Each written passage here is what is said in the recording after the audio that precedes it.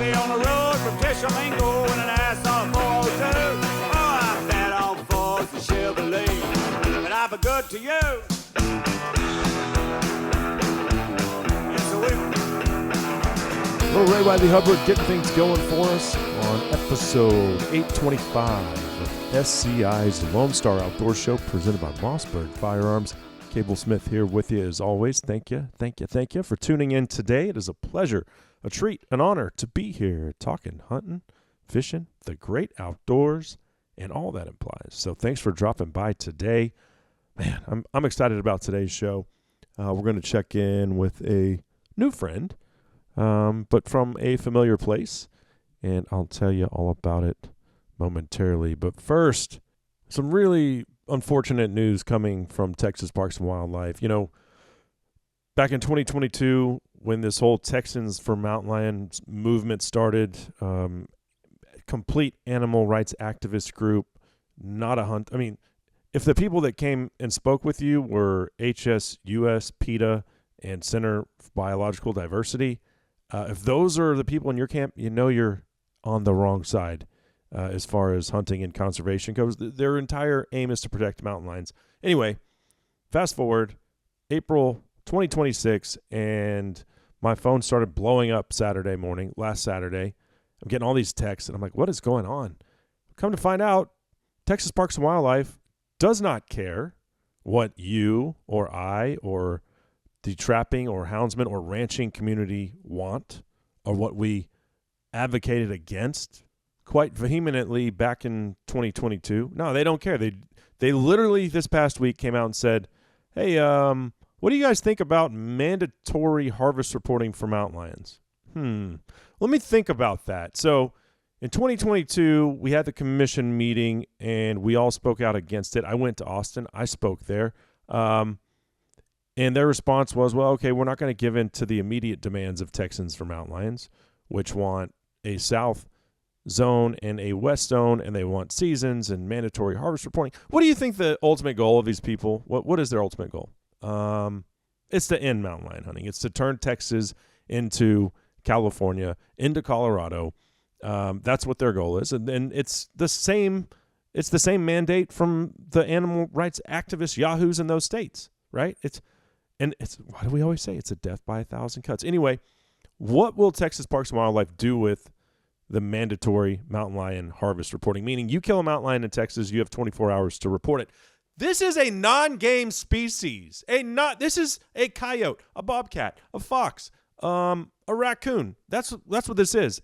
But what are they going to do with that information? Well, there's two things, and you and I lose in either scenario.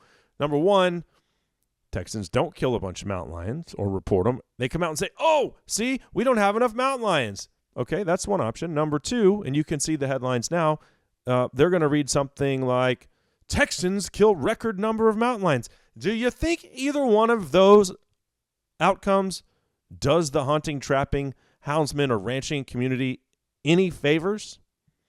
So, David Yoskovitz, he's the head of TPWD, the executive director, and this commission, appointed by Governor Abbott, need to be held accountable because there is no doubt that Texas Parks and Wildlife is going the way of those other state agencies. I mean, they wouldn't have presented this. Why now? We have more mountain lions in Texas right now in 2026 than we've had at any point in time in any of our lifetimes. Guarantee you that. Why? Because we feed them a never-ending supply of white-tailed deer. It's a buffet.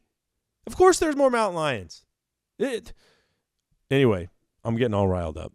And as you can tell, I'm very passionate about this because we all lose regardless of which way they want to spend the data. But why are they doing this? Well, it's because Texas Parks and Wildlife has been infiltrated. And if you want to hear an hour and a half discussion on this, you can check it out. I had Jeremy Harrison on for a campfire conversation, which you can find on the website or Spotify or wherever you listen to stuff, Apple. It's there. Check it out. Share it. Please click the link in that post. Find it on Facebook. Share that because you can leave public comment up until the last week of May. And at the very least, if they don't give a crap about what we say and, our opposition with the public comments, we can at least go back and make a records request to have all of those comments released to the public, which, if a lawsuit ensues, will be useful for us. So anyway, please leave a public comment and tell Texas Parks and Wildlife that as a hunter, this is not the way forward. And we need to raise all kinds of hell, folks. Like, that's the bottom line. So we're in it for the long haul, but the wolf is knocking on the doorstep right here. Well, actually, it's already in the sheep pen. The wolf's in Texas Parks and Wildlife somewhere. Somehow, these ideologies are being put forth. So they have to be held accountable. Okay, I'm going to take a deep breath. A little whoosah. Calm down a little. Because we've got a great show lined up for you today. And our good friend Richard Kirk, Senior Marketing Director over at Mossberg, will join us for the duration. We sat down at the recent NRA Convention in Houston, Texas, and we've got a lot to get into with Richard. So we'll do that momentarily. But first, let's knock out a quick giveaway with turkey season. Still, there's still a couple weeks left. Maybe in more northern or western places, you've got a month. But in Texas, it'll wrap up weekend of May 13th, 14th in the north zone anyway. So what we're going to do is give away one of these AVNX Ridge Runner turkey vests. These things retail, they're like almost $200.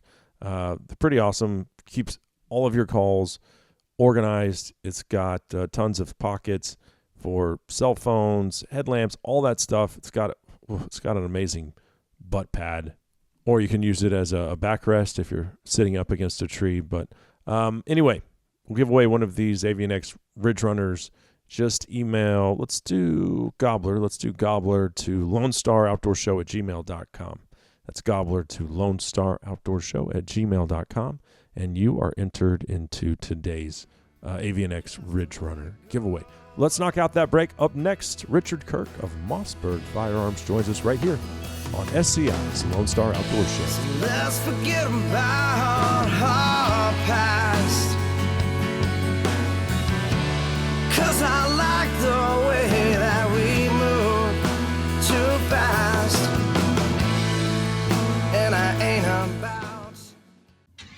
Whether it's running equipment on the job, taking care of your land, or getting outside when the workday's over, from season to season, you need equipment you can trust. Bobcat Compact Track Loaders and Bobcat Compact Tractors are built for year-round performance, easy ownership, and proven reliability. Backed by local parts and service, it's equipment you'll be proud to use. Visit bobcatofnorthtexas.com to learn more. Bobcat, trusted tools for the work and the life you live outdoors. You are strong when I fall short. You go on and on and I run. I can't run long, 'cause your love will chase me down till I've gone.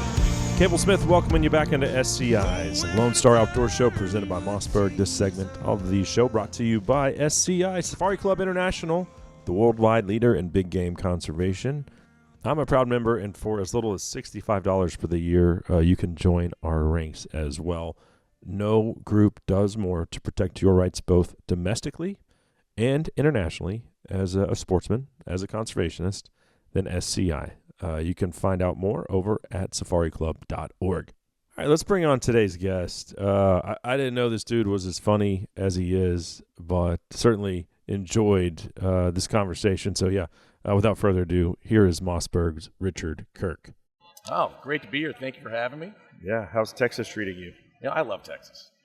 Yeah. I think I told you, I have a, it's funny, my best friend from high school, my buddy Mike, we lived in New York City together, and he said to me, he goes, comes home one day, we were making like $20,000 a year, in a really crappy apartment, eating hot dogs every night for dinner. and he came home and he said, "Hey, I got to tell you, I got bad news. I got a job offer for $40,000 a year to go to Dallas." We're getting rich now. Yeah, I was like, "Oh man, you got to take that job. You got to go. You got to." I'm going to go for like 2 or 3 years, and I'm coming back to New York. That was 20 years ago, and he's still living down here. So I go down to Dallas every a couple times a year to visit him and his wife, and now his 3 kids, and it's every time we come down here, it is it's just awesome. I have another good friend that owns a ranch in Truscott, Texas, and we go out there to shoot whitetail every year, and it's you always feel like you're coming home when you come down here. And I'm from New England. Yeah. So that's saying a lot. Yeah. This guy over here, he in this booth, and I don't know where they're from, not from Texas, but he just stole one of our chairs, and then he gave it back, and he's like, "Oh, actually, I don't need it." And then 30 seconds later, he's like, "I guess I have to Indian give. I got to take it." He said, "Can I say that?" I said, "This is Texas. You can say whatever you want here." Of course. And they're trying to teach our kids in schools that we don't say sit Indian style anymore now. Oh yeah, it's crisscross applesauce. Yeah. I'm like, I told my kids, I said, we don't say that. we say Indian style where I'm from. Yeah. So yeah, I'm glad you're here. It's been a good show. Yeah, for the NRA. Houston's always a great town to come to for a trade show. First off, the hotels are right across from the convention center, so that's good. But the people, the traffic, it's always good. I mean, it's a gun-loving state, so we like that. Yeah. But yeah, no, it seemed a little light yesterday for a Friday at NRA. Yeah. But I think today's going to be a good day. Yeah, It'll get heavy. So do you guys? I'm sure you do, but track your gun sales by state? Yes. And so it's just make me proud and tell me where we sit. so it's we were able to get that information. We sell a lot through two-step distribution. So we sell to distributors and then sell to the gun shops. And but I will tell you the data that we get. There's 2 states. So you have Florida, the gunshine state, is number 2. Yeah. Number 1, Texas, always. Of course. We're proud of that. Yeah. So how many NRA conventions have you been to? I think this is my 15th. Okay. Yeah, I think 15, 14 or 15. All working with Mossberg? No. I was at Kimber for many years, and then as my boss likes to say, they flushed the toilet over in Yonkers, and I bubbled up in North Haven, Connecticut at Mossberg. Okay. So that was about 8 or 9 years ago. Okay. So you worked there. You probably are very familiar with one of my least favorite people on planet Earth. Oh yes. Yes, Ryan Busse. Yeah. Oh yeah. Oh, I know Ryan very well. Okay. See, so I have had him at my house. Yeah. In my studio to record a podcast back when I was dipping my toes in the water with backcountry hunters and anglers, seeing what they were all about. Yeah. And then we had a good conversation. I never really 100% was all in on BHA and am 100% out on them now. Right, but, right. We had this conversation, and then a couple weeks later, the buddy of our mutual friend that was involved with the Texas BHA chapter kind of set up our conversation, and he sends me a screenshot, and Ryan had seen a post I had made on Instagram, and I had this shirt that I made, and it said, "My AR-15 self-identifies as a BB gun." And he sent that to our friend and was like, "What's up with your boy in Texas?" And then immediately I was like, "What? Who is this? What is this guy's problem with that shirt? Like, you worked in the gun industry? What is your like?" So that's when I was like, something doesn't add up here. So Ryan, all right. So Ryan and I worked together for a long time. He was my peer. So I was the head of marketing. He was the head of sales. I talked to him multiple times a day. My wife and I, we've been on vacation with him and his family. Personally, I love the guy. Yeah. Even though everything that's happened and his political views and all that stuff. Yeah, I don't agree with it. But we have such a long history that I kind of look at it and go, well. So how does a guy that makes a good living with Kimber, and he was there for something like 20 years. Yeah, he's there for a long time. How does he write this book? And like the subtitle is "How the Firearms Industry Radicalized America." I don't what know. happened to him? I don't know. Well, I think he became disgruntled working at Kimber, probably because of the people that he was working with over there. But honestly, I don't know. I mean, it's for me. I came, out of New York City.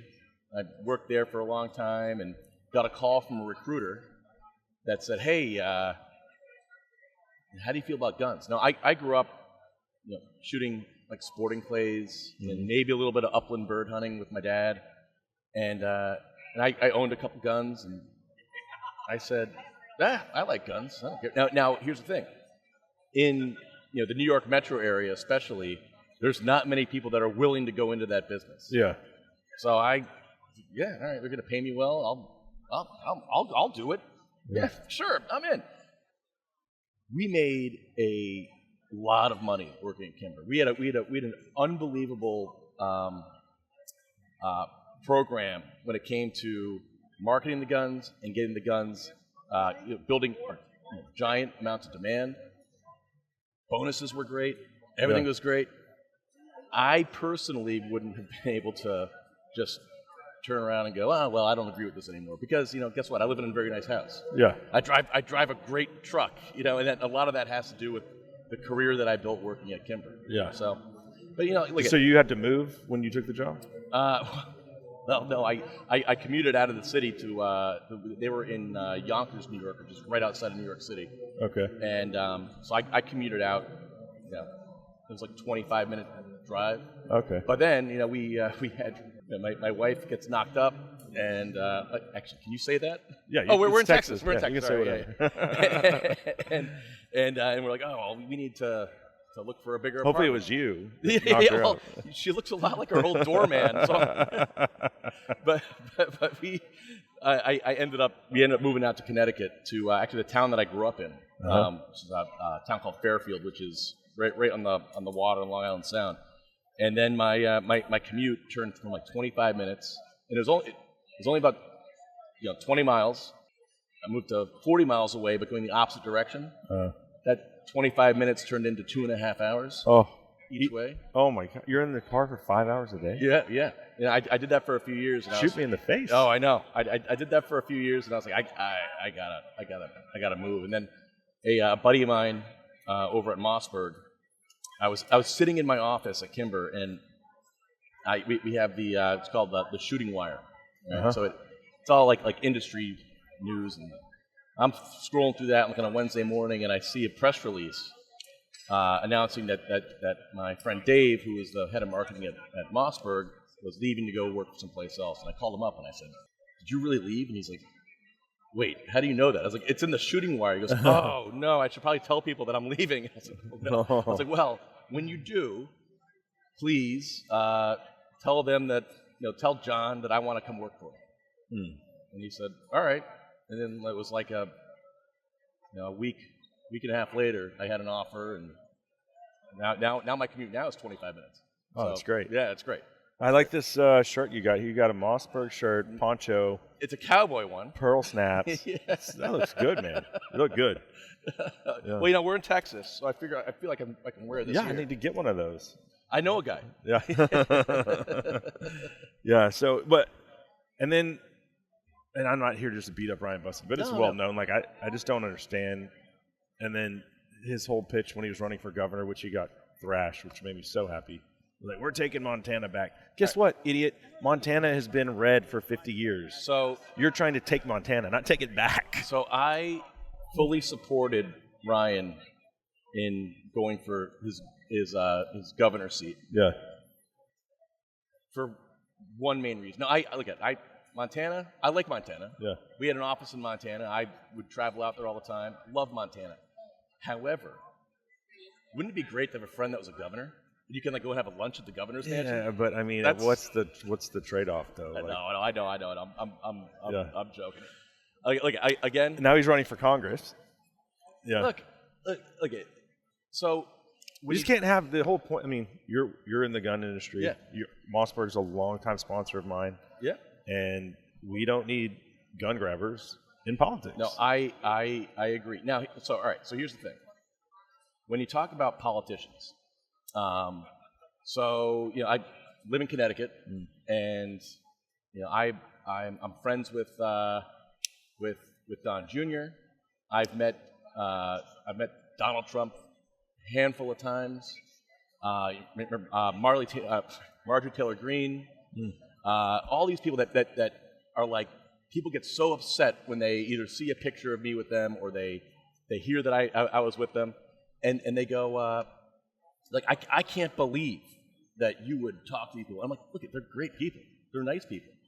Yeah. And I've met Steve. I've met a lot of people that even on the Democrat side that are just nice people. Sure, it doesn't make them bad people. No, but it's a business, Yeah. right?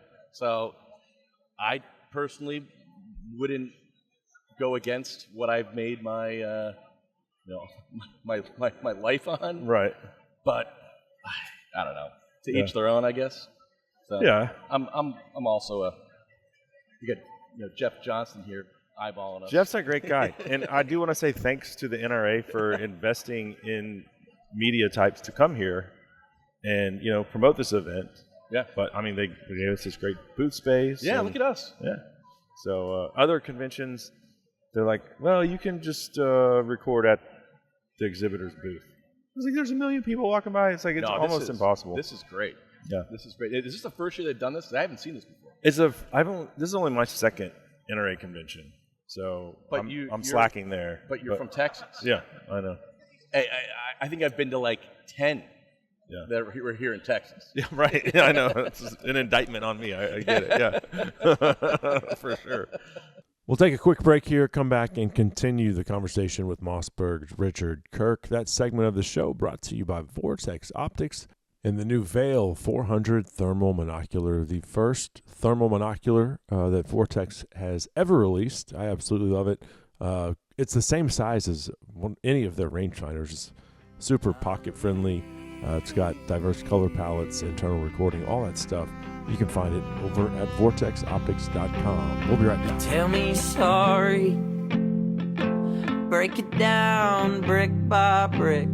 380 Trailers in Princeton, Texas is family owned and have been in business for over 20 years. It's where I went when I needed a new cargo trailer to haul the Can-Am around from lease to lease. They specialize in cargo, utility, dump, deck over, car hauler, stock, and equipment hauler trailers. They're also a full-service custom fab and repair shop, plus a licensed still equipment dealer. They've also got deer blinds for sale on site and the largest collection of case knives I've ever seen. It's mind-blowing. Tell my friend Rob that Cable sent you, and you can find 380 Trailers right there off of 380 in Princeton, Texas. Looking for a thermal hog hunt near DFW? Then 3 Curl Outfitters has you covered. Offering fully guided thermal hunts just minutes south of Dallas. Guide Scout daily to put you on the bacon. Using thermal imaging technology to hunt feeders, crop fields, and river bottoms, you get unlimited hogs and no kill fees. Visit www.3curl.com. Also offering corporate hunts and food and lodging available by request. Book at 3curl.com or call 214-455-0940.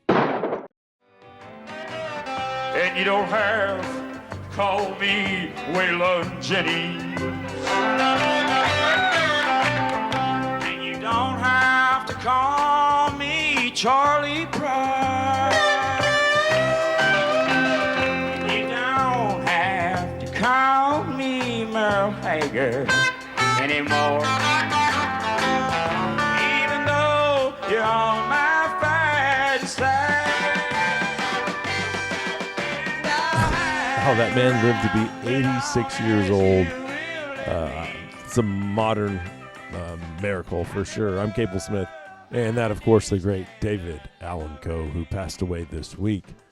Country music's original outlaw, no doubt.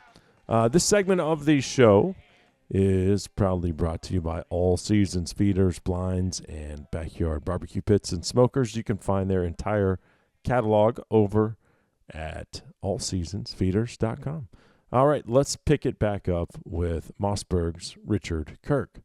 The NRA went through some tumultuous times, and Wayne LaPierre's leadership was a hot mess. Yeah, you know it, and we're getting out of it. Oh yeah, hopefully, yeah. And it's it's really too bad. All that stuff with the NRA happened, and look. They own it though. They're very transparent. They own it, and I love that. Doug Hamlin, who's now at the helm. Yeah, I've had an interview with Doug. Oh, he's a great guy. Yeah. He's a friend of mine. I've known him for 15 years. I think that he's the fact that he's just owning all of it and saying, hey, look I was here for it all. We're going to clean it up. And they're being, again, very transparent. I like it. I think that there's, some great days ahead for the NRA. Oh, for sure. And we are stronger as a 2A community with a healthy NRA. Yeah, absolutely. So, this is my sales pitch. If you, got disgruntled, I did. I didn't renew my membership like 7 or 8 years ago. I was like, no, I'm not supporting that anymore. Yeah. I'm back. Yeah. I'm supporting member once again. I think if you did leave, or maybe you're listening to this and like, why should I join the NRA? Well, nobody's doing more to fight against politicians and anti-2A. The Ryan Busses of the world. Well, yeah, I wasn't going to throw him under the bus for a 10th time on this. Yeah. No, you're absolutely right. I mean, just the lobbying efforts. Yeah. It's a different world than it was, I would say, pre-COVID. So pre-COVID, every election cycle, you would have the left saying, "Oh, we're coming for the guns. Yeah. We're taking the guns. You don't need guns." So it would create a ton of demand. Yeah. And the market would boom, and we'd sell a lot of guns. We liked election cycles for that reason. Yeah. But when COVID happened, and full transparency, Democrats in the Oval Office are good for gun sales.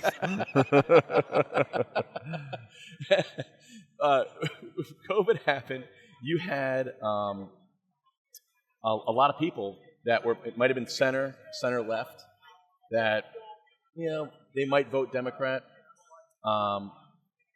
which hey, look again, to each their own. Mm-hmm. When police stopped showing up for calls for service, you had mostly peaceful protests, right? You had all this stuff going on. There's buildings burning in the background. They're mostly peaceful. But Don Lemon. But you had all these people that weren't gun people that went out and bought guns. Yeah. So now what we're seeing is, going these election cycles, is they're not talking about gun control anymore. Well, they can't, because now you're going to alienate a giant part of the base that they need to convince to go to the polls for them. So you're not going to see, in my opinion, we haven't. You're not going to see these Democrat politicians talking about gun control, which I wish it was the other way. Well, so you're right, and I'll give you a very recent example. Abigail Spanberger ran as a moderate in Virginia, and didn't talk about gun control. And then the first thing she did when she got in office was start cramming down unconstitutional gun control bills in Virginians' faces, just right down their throats. Crazy what happened in Virginia. Yeah, it's absurd. But don't mistake the fact that they're not, just because they're not talking about it doesn't mean that their agenda has changed. 100%. And that's the scary part. That's what we're witnessing happening in Virginia right now, is exactly what can happen if we don't really take the Second Amendment seriously and take into consideration, what that means to Americans. Because there's a lot of people that are like, I have a gun. I don't need any more guns. They're not really thinking that way. But what's going to happen is your rights are going away. Oh, and we're seeing it happen in real time. Yeah. Things that we would. Virginia is most of Virginia is a red state. Mm-hmm. It's just these pockets like we have everywhere else. Up in Connecticut, you have these pockets that are heavily Democratic, heavily Democrat. Yeah. Right. And that are pretty much calling the play for the entire for state. sure. And it's the same thing with Seattle and Portland and San Francisco and Los Angeles and Boulder and Denver, making the decisions for a state like Colorado that's mostly rural, ranching, hunting community, and you have them dictating, oh yes, you will have wolves in your backyard. but I didn't sign up for wolves. It's like, no, but we told you that you needed wolves, so we're giving them to you now. Right. We decide. Right. What, have you ever even stepped foot in rural Colorado? No, because you live in a city. You don't know what you're doing. Wolves, mountain lions, all the things you don't want in your backyard. Yeah. I mean, seen that? What was it, Colorado that was doing that? Oh, yeah. Bringing back the gray wolf. Yeah, no, they've reintroduced it, yeah.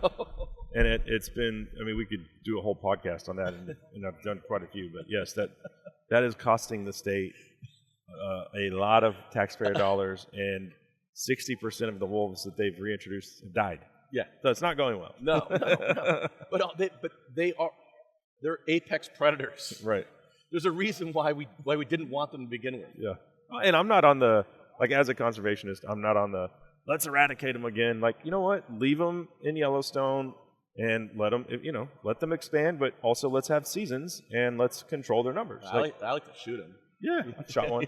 Have you shot one? Oh, yeah. Yeah? Oh, yeah. Where did you shoot one? Out in Montana. Nice. Yeah. Heck yeah. Out in Kalispell, or outside of Kalispell. Yeah, I know Kalispell. I flew into Kalispell for a black bear hunt one time.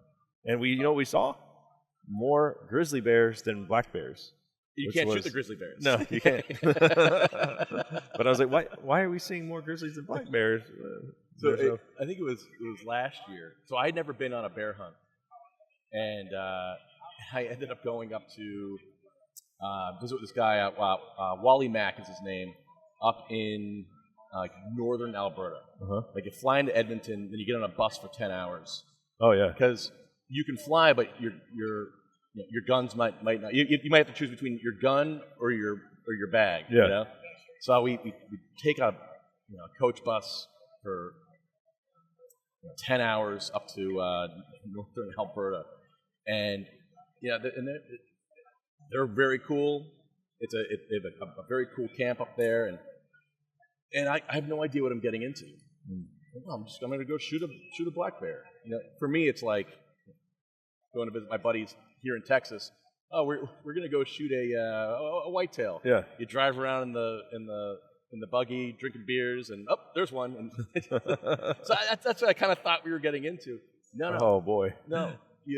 The guy drops you off. He's like, all right, climb up that 16-foot ladder right there and sit there. And all right, here's the deal. If there's if you see little things that look like rugby balls coming into the bait, into the bait, be very careful. If they come up your tree, do not let them get above you. And I'm like, okay, because the sow will be in that tree with you. Oh yeah. Like, oh, okay, so you're now you're thinking about that, and no one tells you about like the adolescent bears that come in that climb the tree. Oh yeah, and I had one climb. Yeah, in Alberta, try to get in the stand with me. I was like, it scared the hell out of me. But then towards the end of the week, you're like, oh, they're like dogs. Did you get a bear? Oh, I got two. I got Nice. two giant ones. So I got one that I had turned into a rug. Yes. So a buddy of mine, who's probably the wealthiest guy I know, his 50th birthday, and I said, well, what do I get the guy that can have whatever he wants, right? So I got him this rug for his office, which he loved, and it's in his office right now. And then the other one I had shoulder mounted and mouth closed, so it looks like Yogi the Bear, right? And then the rest of it I'm turning into a fashionable vest that I can wear on the holidays. Nice. Heck yeah. Yeah. But the black bear hunt was probably out of the 80, 100 hunts that I've been on, working in this industry. I'm not a huge hunter, but I have to entertain people and bring them out hunting. Yeah. So the black bear hunt, I think by far was probably one of the best ones I've been on. Awesome. Just so much fun. And by the way, you're out there until like 11 o'clock at night because the sun doesn't set. Oh boy, that was eye-opening. So I did the bear hunt in Alberta also, and when you come back to camp, and they're like, "All right, dinner will be ready at 1 a.m." Yeah, right. What? Right, what are we doing here? Right. Yeah, we're eating at 1 a.m. So even when it was like getting dark and you couldn't see, a buddy of mine over at Swarovski gave me a scope to put on my rifle, and he's like, "This is gonna be great because you'll be able to see after dark." Yeah. What? Like all this, I have loophole on all my rifles, and you can't do that. But I do not.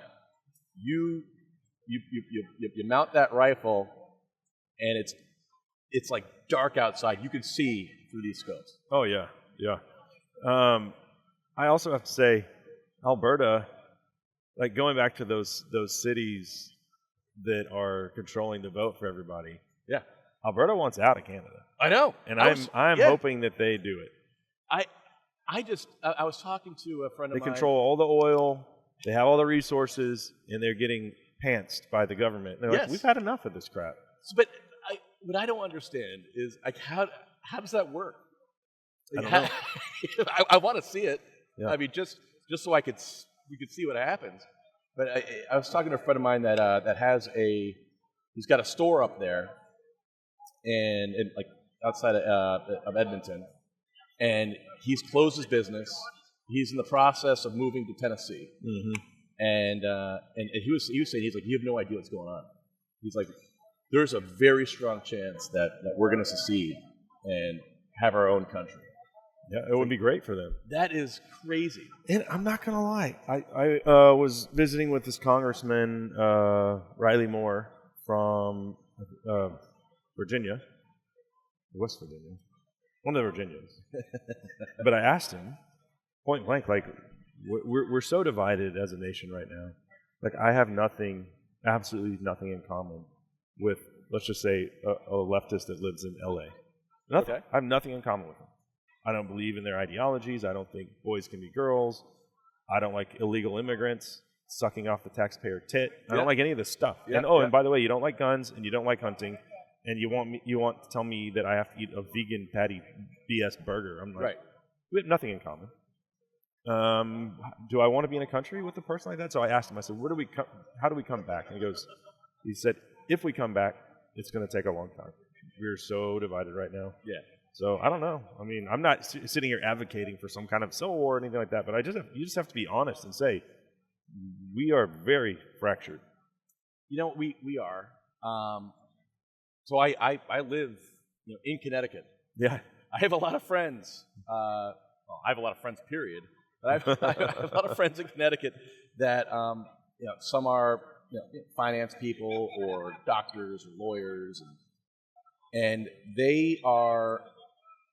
We just don't talk about politics. Yeah. And a lot of people I think that you see that pretty much anywhere you go. Oh yeah, family that I have to do that with. Well, I think it's a small, loud group of people that are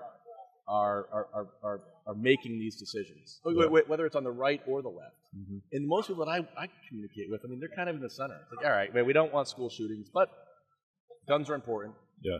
Or hey guys, maybe we need to look at like SSRIs and how. Yeah. Why is it that every mass shooting that you've seen? I'm not talking about like the gang violence, but every mass shooting you've seen, those people look nuts. Yeah. You know? Well, and you know what that goes back to? Parenting failure.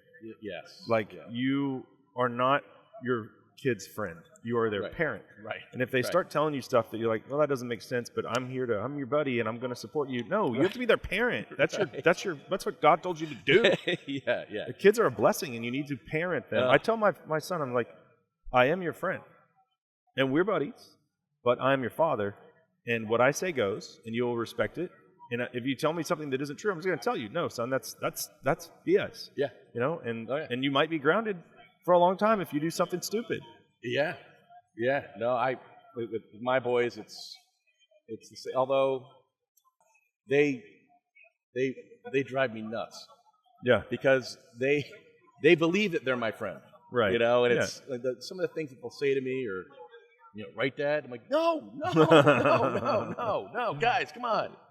Yeah. But you know what? There needs to be that father figure in the house. Yeah. There needs to be somebody with authority. Look at my wife. I love her. I still love her. Yeah. God bless her soul. Yeah. But it's she does a great job.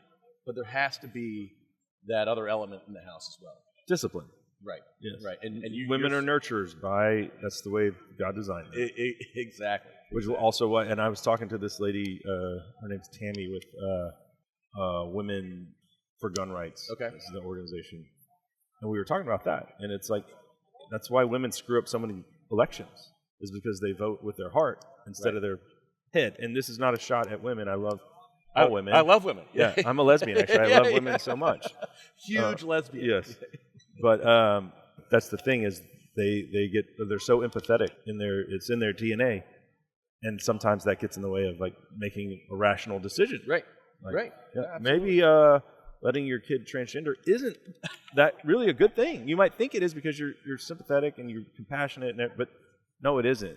No, it isn't. Mutilating yourself is not a good thing. It is. All right. So we didn't have. When I was growing up, we didn't have trannies. Can you say It's that? Texas. It's Texas. Sorry. Yeah. All right. So we didn't have transgendered people in our schools. Like you might have seen one. Like if you're in New York City, you might see a cross-dresser. Right. There was this. My wife lived in the Upper East Side of Manhattan when we were dating. She graduated college, and her and her best friend moved up there. They're like, we want to live in New York. So was like, they lived there for 2.5 years. And there was this restaurant called Lucky Chang's. I know Lucky Chang's. You know Lucky Chang's? So we went there. It was like a novelty thing. Yeah. And it's right. all the servers are transvestites. Right. And that was 20 years ago, and that was like a funny bit back then. Right. It wasn't this mainstream thing that you're trying to. And we were like, cool, this is fun, like you be you, man, but not to children. Well, so we don't really have them, in our schools yet. But you talk to friends of mine in this industry. I have a friend, very good friend of mine, works over at Hornady, and he's telling me, he's like, hey, like in Grand Island, like my kid in his high school, there's like 3. Like in Grand Island, it's like, man, these parents need to stop and put their foot down and say, no, this is not normal. Or my son, I was like, I said, you don't know what a furry is, right? And he goes, yeah, dude. He's like, there's not like kids crawling around at school, but there's some that wear tails and little earmuffs that have, cat ears on them or something. Someone was telling me that they at their kids' school, and I don't want to beat the kid. I want to beat that kid's parent. Right, but they had a litter box in the boys' bathroom, and it's like, well, okay. At what point, as a parent, do you go, okay, hey guys, listen. You can't piss in a litter box. Use the urinal. Yeah. And then they look over, and in the boys' bathroom, there's a tampon dispenser. Right. Like, what am I doing? Right. That's ridiculous, man. So yeah, you have to parent. That's.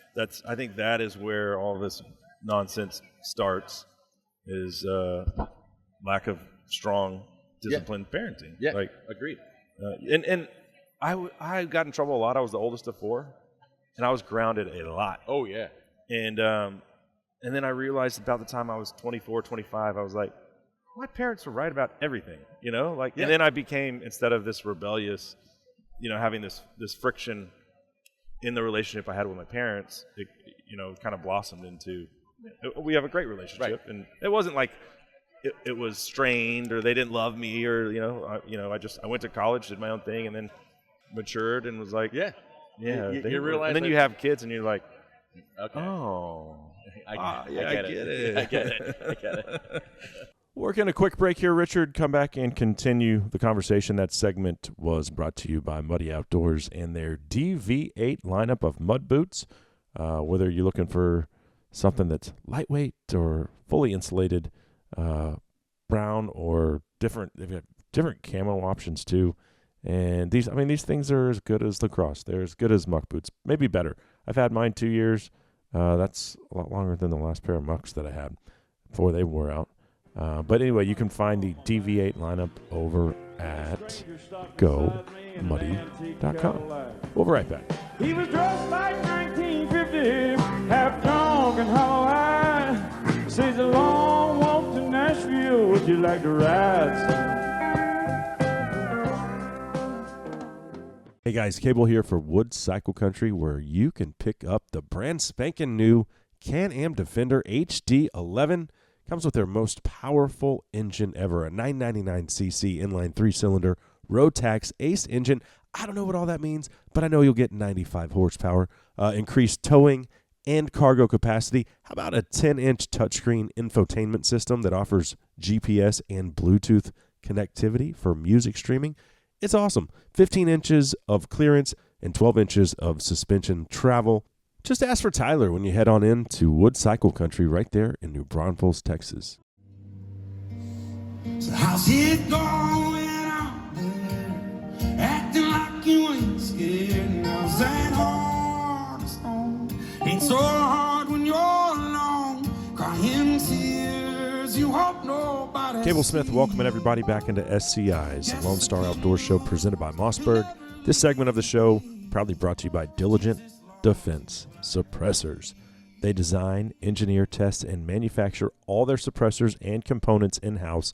They make awesome suppressors from high-quality materials perfect for range days, hunting trips, or tactical shooting, and they beat the prices of competitors through vertical integration. You can find them at diligentdefense.com.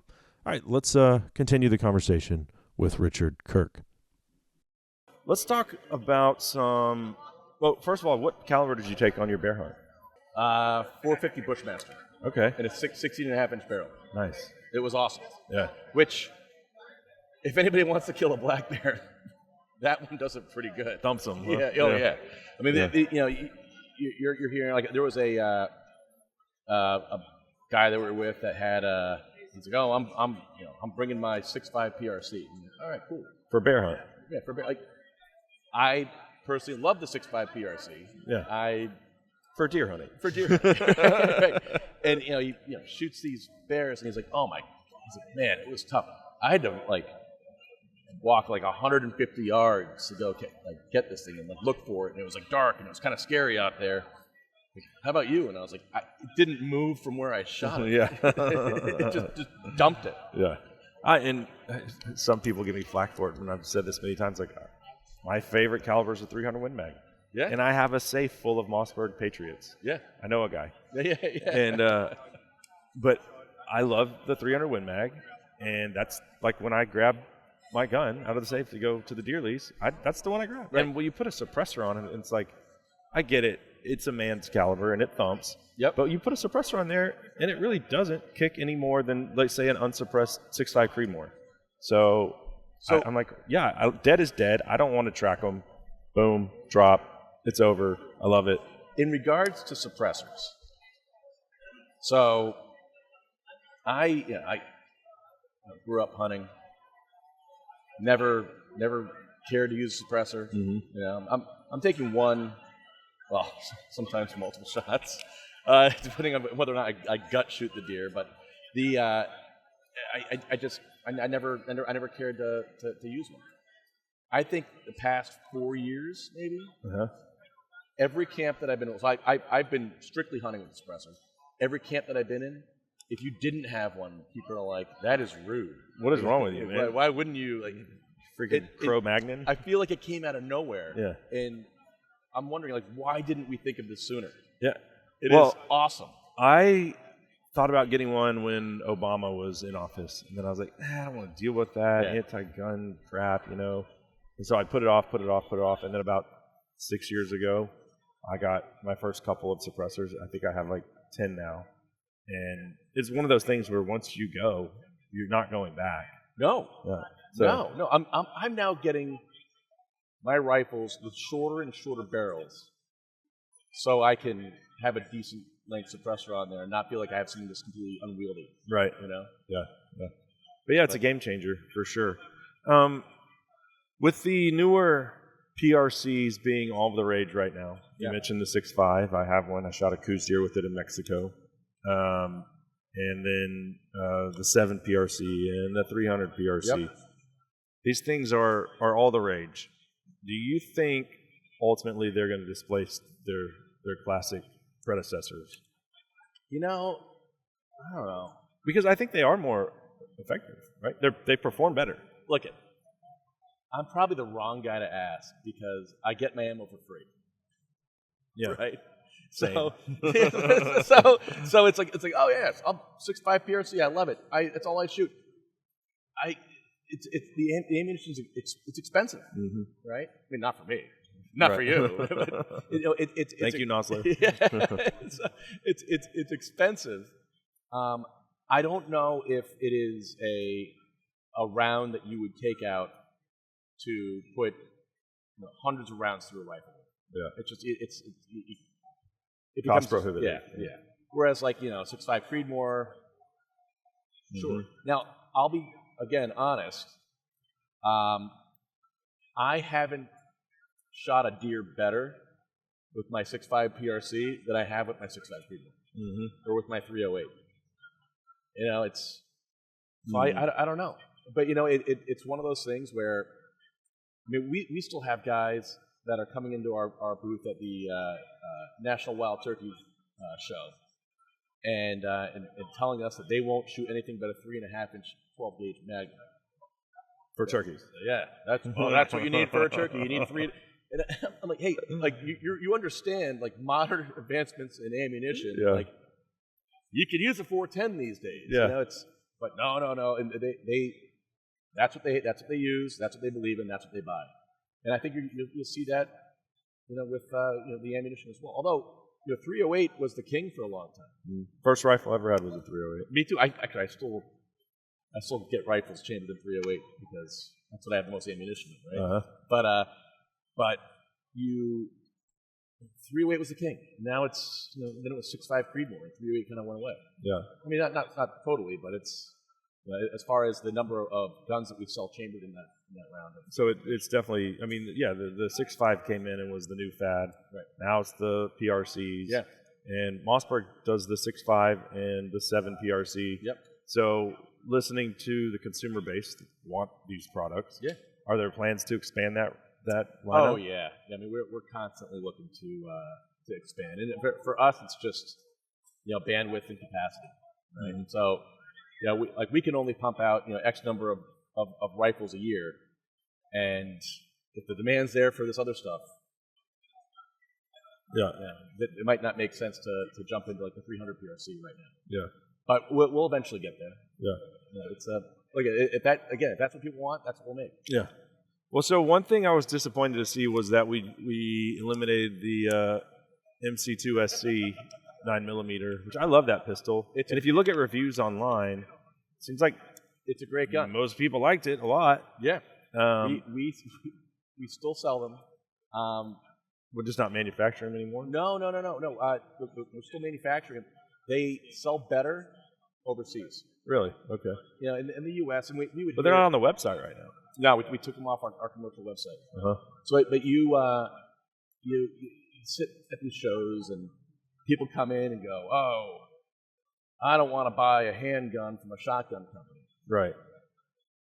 And you're like, "All right, well, here, put it in your hand." Well, it feels good, but I can't trust a handgun made by a shotgun. They don't realize how incestuous our industry is. Right. That it was engineers that came out of SIG or out of Smith that developed that gun. Uh-huh. The small parts are being made by out of the same factories that are making everything else.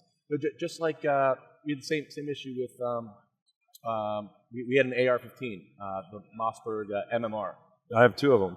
And people would come and go, "I'm not buying an AR-15 from a shotgun manufacturer." And you're like, "Okay, well, just put it in your hands and just run the action, see how it feels." No, I don't trust an AR made by a shotgun manufacturer. And they don't understand, again, how incestuous our industry is, in that a lot of the ARs that they are willing to purchase, some of those parts are coming out of our factories. Yeah. It's like we all, as an industry, we all support each other. Mm-hmm. And with whether it's manufacturing or distribution, et cetera. Yeah. So it's the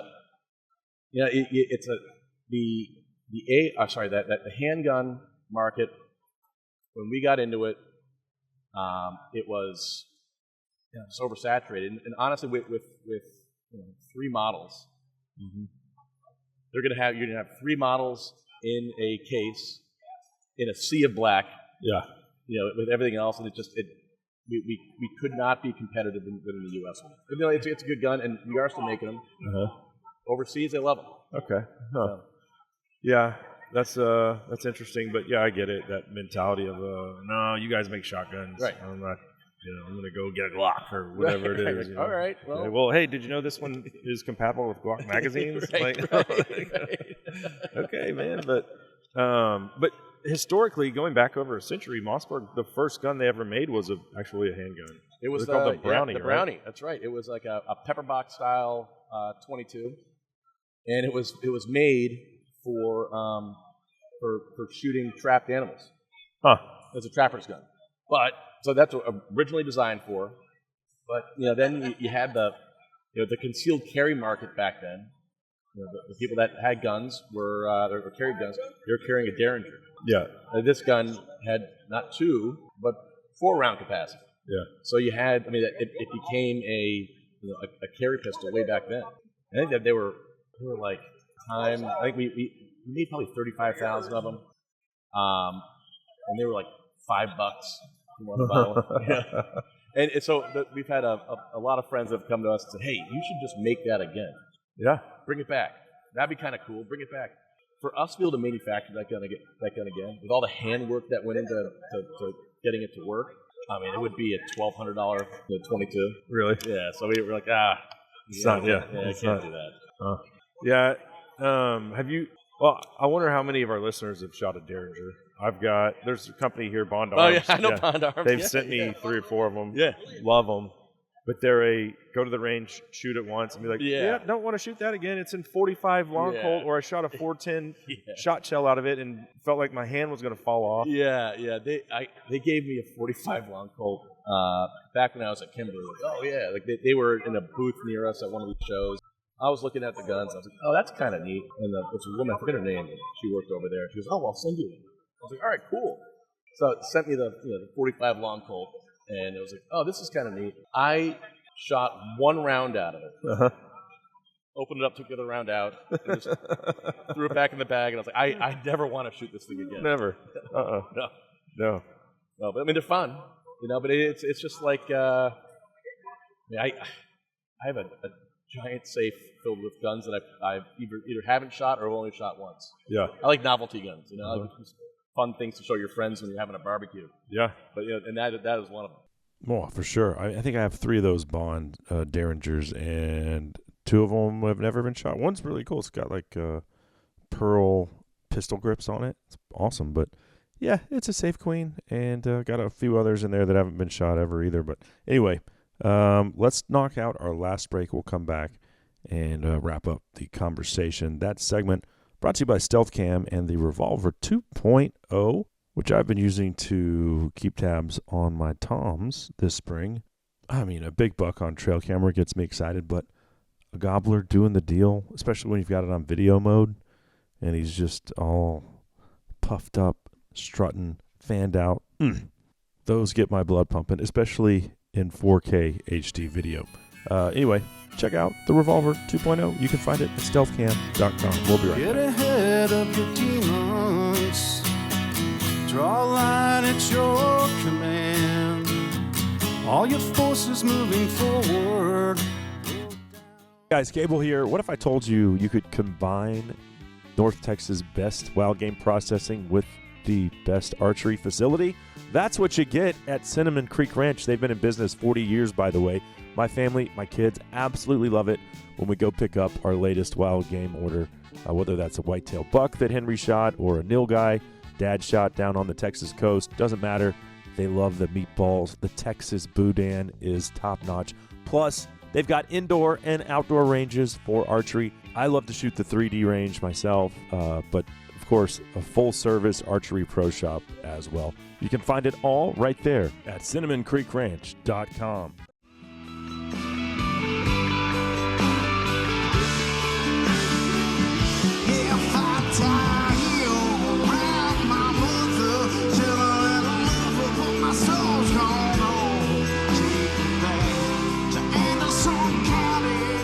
Well, the Whiskey Myers, Bury My Bones, bringing us back on SCI's Lone Star Outdoor Show, presented by Mossberg. Cable Smith here with you as we are wrapping up today's conversation with Richard Kirk. This segment of the show, though, brought to you by John X Safaris and our longtime friends over at Rustic Reminders Taxidermy. Okay, let's continue the conversation with Richard.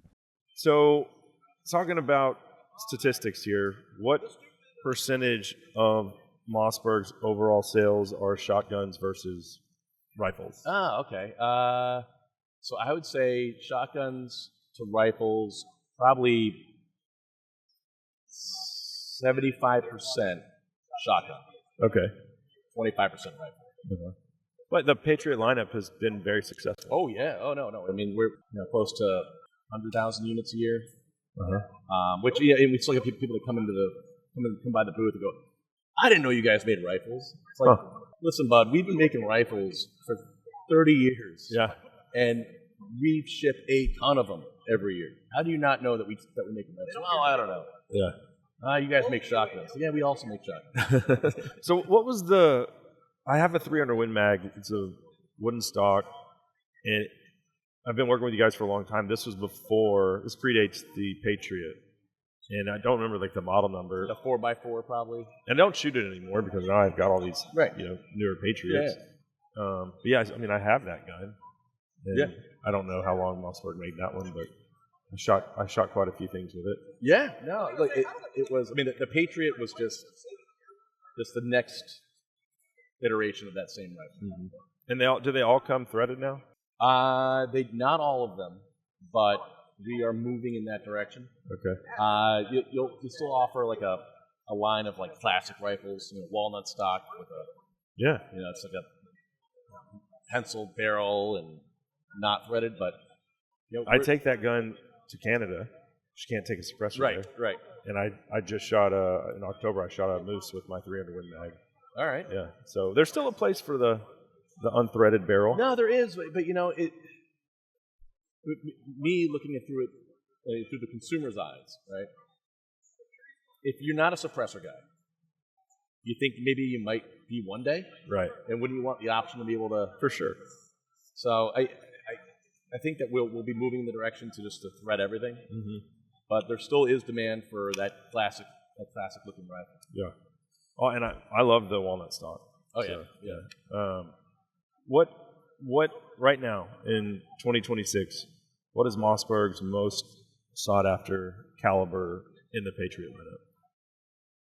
Well, it's still. I mean, the highest demand still is your 6.5 Creedmoor. That being said, when we were talking about the PRCs, 6.5 PRC, 7 PRC. I mean, the demand is just exploding on those. Yeah. So it's you're not seeing like 30-06 as an example, which for a long time that was a big one. You're not really seeing demand for that anymore. Yeah. Because again, you got your modern advancements in ammunition technology, and it's like you don't need that. Yeah. So, 300 Win Mag, you don't really need the 300 Win Mag if you have depending on your range and what ammo you're shooting. Then you got like your 7 PRC, right? So I don't know. I mean, we'll see. But it's still 6.5 Creedmoor, but 7 PRC, 6.5 PRC. Are people still buying things like 270s and? Yeah. I mean, you're still seeing 270s, but just not in huge numbers. Yeah, like we used to. We also have some new stuff on the shotgun side. We've got the 590 Bliksem. Yes. I think I have one coming. I think one's on its way. But y'all have everything here, so I was looking at it yesterday. That thing's pretty sick. It's pretty funny. So these are belly shotguns. No, you need to learn how to shoot them so you can look through the sights. Okay. Going back to the Derringer though, I haven't shot it yet, so I don't know. Yeah. But I'm thinking recoil is probably pretty.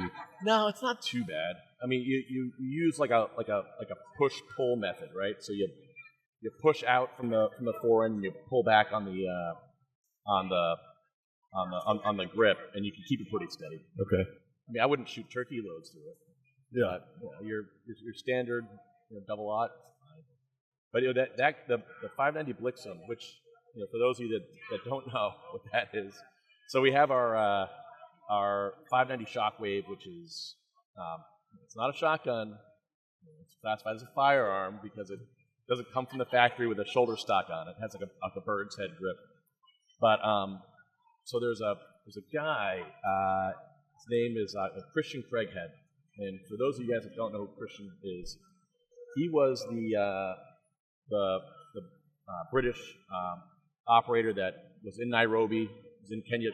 He was in Nairobi. He was shopping for clothes at a mall, and these terrorists took them all over and started killing people. He went to his car, threw on his kit, grabbed his rifle, and went in and killed them all. Yeah. Oh, yeah. Remember that guy? What do they call him? So he was a guest speaker at a luncheon at the SCI show in Nashville 2 years ago. Yeah. So I heard his whole, in person, his whole spiel. He is a remarkable human being. And he's a Texan now. But no, not anymore. What? No, I was just talking to Bish. He moved to Tennessee Okay. for he's got a lady in Tennessee, so All right. he moved over there. But He got his American citizenship, though. yes, He was mentioning that at this recent yeah. convention. So I was talking with him, and he said, he goes, you know what I love is the shockwave. And I was like, really? He goes, yeah, I love it. For me, it's great. And I was like, oh, all right, well, cool. I'll send you one. He goes, no, I bought one. And I was like, oh, all right, cool. And then we're talking. He goes, you know what would be really cool is if you did this in like Rhodesian brushstroke camouflage and threw a rail on the top of it and did it with a wood stock and grip. And I was like, we'll do that. And I'll even put your logo on the side of it, and you can name it.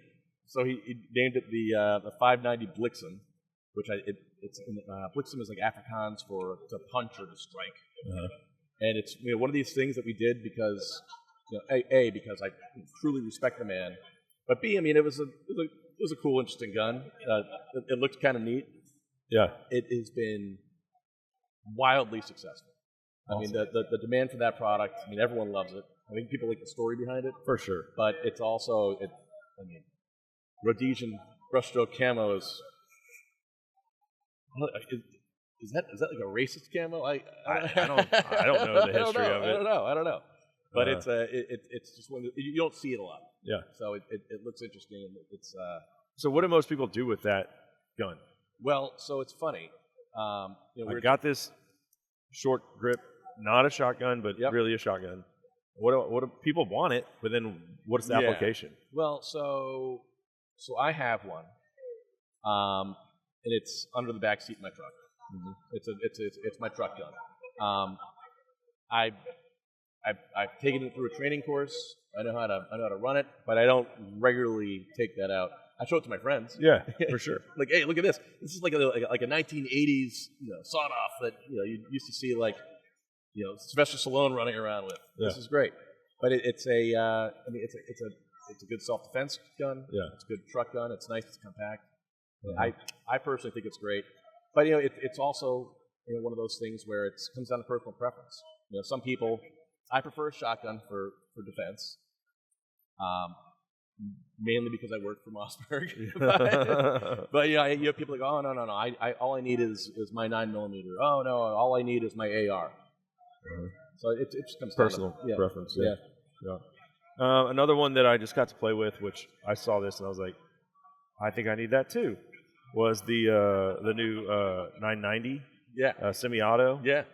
And you guys have one up here that has a suppressor on it. Yeah. And I'm like, okay, if I could put a Picatinny rail on here, I could mount a thermal on here, and then I could go hog hunting Yes. with this thing. Yes. Because yes. These hogs that I'm stalking at dark, I mean, I can get 40 yards from them, and I feel like it's fun to shoot them with the AR-10 and very effective, but I feel like it would be nice to mix in like some close combat just with buckshot. So the 990. So when talking about